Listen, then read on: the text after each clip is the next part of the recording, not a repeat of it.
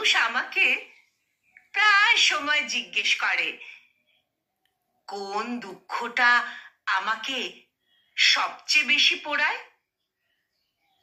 আমি তাদের বলি কোনো দুঃখ আসলে দুঃখ না।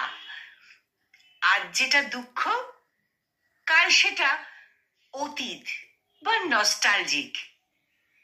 জীবন জুড়ে অসংখ্য অসংখ্য দুঃখ, হতাশা ও ব্যর্থতা রয়েছে। সেই ছেলেবেলা থেকে আজ পর্যন্ত কোনো দুঃখ আমাকে দীর্ঘদিন দুঃখ দিতে পারেনি, পোড়াতেও পারেনি। কিন্তু কিন্তু ইদানিং একটা দুঃখ আমাকে পোড়ায়, ভীষণ ভীষণ রকম ভাবে পোড়ায়। তীব্র একটা কম্পন শরীর জুড়ে বয়ে যায়, গলা ভারী হয়ে ওঠে, নিঃশ্বাস গাঢ় হয়, হাঁসফাঁস লাগে, চোখ চোখ ক্রমশ ভিজে ওঠে।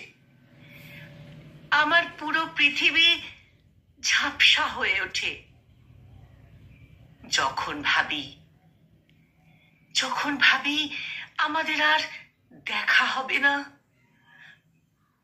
পৃথিবীর হাজারো মানুষ তোমাকে দেখবে, কিন্তু কিন্তু আমি আর কখনো দেখতে পাবো না, কিন্তু আমি আর কখনো দেখতে পাবো না।